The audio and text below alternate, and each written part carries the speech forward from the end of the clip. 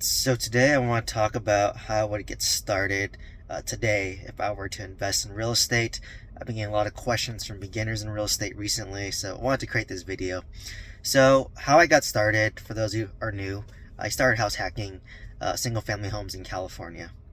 And before even house hacking in California, I paid off $250,000 of student debt in 4 years. I'll create a video actually working on a mentorship program talking about paying off student debt and the strategies that I use, because that's what really helped me lay the foundation for financial freedom that I have now.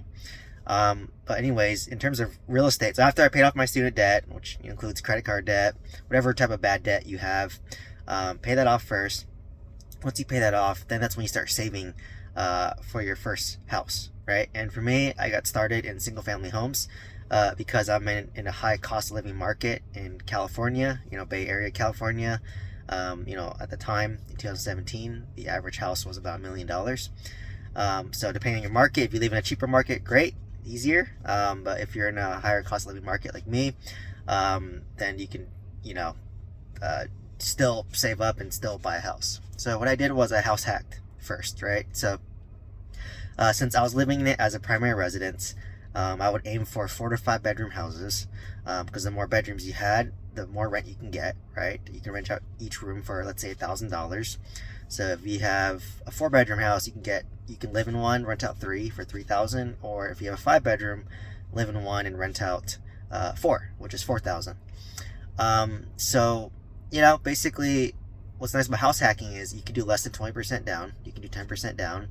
Yes, you will have to pay something called private mortgage insurance, or PMI, but assuming you're not doing an FHA 3.5% down loan, if you're just doing a conventional loan, the PMI can be removed once you've built up 20% equity, or 10% more if you put 10% down, right? So you put 10% down. So if the house is $800,000, then you put $80,000 down. And the objective is you live in the master bedroom and you rent out the 3 other bedrooms, all right? And at that point, the 3 other bedrooms helped cover my mortgage for the most part, and then it helped reduce my cost of living. And then I would repeat this process over and over again. So I would move out of that house after like a year to 2 years, rent out that last house I was at completely. You can do room by the room if you want more rent, but it's a little bit more harder to manage, or you can rent out the whole unit. You might get less rent, but it's a little easier to manage because it's usually a family. There's less conflicts, less disagreements and whatnot, and less turnover. So you move out of that house, buy another house 10% down, and house hack that again, right? So I did that for like 3 houses, my first 3 houses that I bought. So basically, if you look at my story, it took me 4 years to pay off $250K student loans. And then it took me another year to save up for a 10% down payment. Bought a house 10% down, house hacked it, lived in the master bedroom, rents out the 3 other bedrooms, which got me $3,000 a month. I used that $3,000 a month. That covered my mortgage, so it reduced my cost of living. I was able to save another 10% down, bought another house 10% down. So this second house was about $1 million. So I put $100,000 down, rents out the last house completely to a long-term tenant. So I had to, kick out the room-by-room tenants and rent out to a family. And then I would live in the new house, in the master bedroom, rent out the other rooms. And in San Francisco, that was getting me around like $5,500, and because I had more bedrooms and separate units as well, or kind of makeshift separate units. And then I did that, and then another year and a half, I put another 10% down in the house.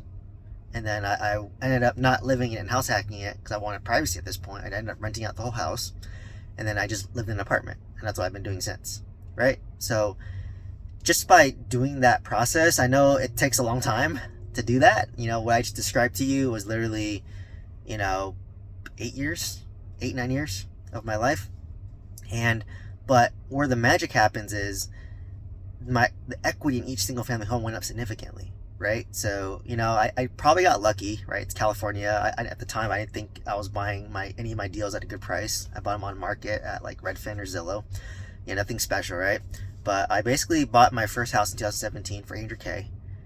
Fast forward to like 2022, it's worth $1.3 million. So that's $500K of equity. My second single family home I bought in 2019 for $1.1 million. Fast forward to today, it's worth about $1.5 million. so about $400,000 of equity. And then my most recent single family home I bought in 2020, and I bought that for $770K, and now it's worth about $1.2 million. So on average, each of my single family homes went up by $500,000 in equity each. So that's $1.5 million in equity, and I didn't do much, to be honest, right? I literally just bought 10% down, lived in it, rented out the rooms, moved out of it, house hacked another house, rented out that prior house, and I did that like 3 times. And just through natural market appreciation, it went up, right? And what I always teach now is if you want to get started in multifamily, you need at least $300,000, right? But between my 3 single family homes, I made about $1.5 million in equity. So now I can start buying apartment complexes, right? So what I did was when interest rates were low during COVID, once again, lucky, right? Who would have known interest rates would be that low during COVID? Did a cash out refinance, pulled out a bunch of money.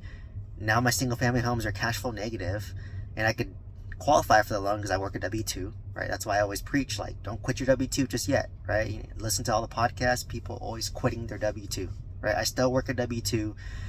I make close to $200,000 despite making $10,000 a month in net in cash flow, right? Because I know the value of having a W-2 and getting loans and doing stuff like this. So because my single family homes were essentially like break even, slightly cash flow negative, but I had a really strong W-2, it helped my debt to income ratio. So I was able to qualify for a loan, did a huge cash out refinance. For context, I'm probably cash flow negative about $3,000 a month in all my California single family homes, right? Because I put out like $1.2 million at 3.6% interest, and they're all cash flow negative, about $3,000 to $4,000 collectively a month, right? And I used that $1.2 million now to buy 2 apartment complexes in a mobile home park, right? I sold my mobile home park for a loss, so y'all know about that story. But I will start getting $2,000 or $2,200 a month in note payments because I did a second lien position. I seller carried in second lien position, so I will get $2,200 a month. And then now my 2016 and my 20 unit, cash flow between those two around $13,000 a month. But because I'm negative $3,000 on my single family homes, if you were to add that all up, that's between my single family home, all my real estate, it's $10,000 a month. People ask me, like, why is your cash flow so low? It's because my Oklahoma is actually, my 2 apartment complexes cash flow about $13,000 a month, but my California single family homes, the ones I pull all the equity out of, are negative $3,000 to $4,000 a month, which makes sense because I pulled out a lot of money out of each of those homes because I have a good debt to income ratio and I have a W-2 job, and I guess the broker has some strong relationships, right? So, I'm positive $13,000 in my apartments. I'm negative, let's just say $4,000 on my single family homes. That's $9,000 net. Plus, eventually I get $2,000 in cash flow. So that's about $11,000 a month in net positive cash flow. And I still work a W-2 job. And I just got a new job that increased my W-2 income by about $70,000, right? So I'm still striving to increasing my income. So for me, what I recommend to people is like, just get your first house, right? If you have $300,000 out the gate, you can go to multifamily. If you don't have $300,000 out the gate, don't be discouraged. Start off house hacking, right? If your market is cheaper, right? If you're in a cheaper market and you can buy a 4-plex for $500,000 or under, do it. Buy a 4-plex, live in 1 unit, rent out the other 3 units, and then save up more money again, buy another 4-plex, and do that for 3-4 times over the span of 5 years, or if you can go faster, great. And then use that equity to then snowball it into apartment complexes, right? Because people hear my story, they know that I make $10,000 net a month, but it took me like 10 years to get here, right? Like I started at 23 and now I'm 33, right? I have a high income W-2. I worked hard in school. I still work a W-2 despite buying all this real estate, right? So, I worked hard both ways, right? Like I don't just half-ass my W-2 job, like and focus on real estate. I do both to my full extent, right? Because how you do one thing is how you do everything. So I know it's hard to hear, but just buy a piece of property and it'll start to compound. And the first 10 years is the hardest, right? The first 10 years is always the hardest, but that's when the compounding becomes great. That's when the compounding becomes powerful. So the key is just to get started, and the easiest way is just 10% down a single family home, right? Like in Oklahoma, Where I buy my apartments, you can buy a single family home for $100,000. 10% down is $10K. Yeah, you're probably making less there, but you just need to save up $10K. And house hack, stack these houses up, and then basically build up that $300K in equity. You can pull out cash refunds, 1031 exchange, buy an apartment, and that's when we start to get cash flow, right? So it takes dedication, it takes patience, and it takes time. So hopefully this gives you value on how I would get started in real estate and how I got started in real estate, to be honest.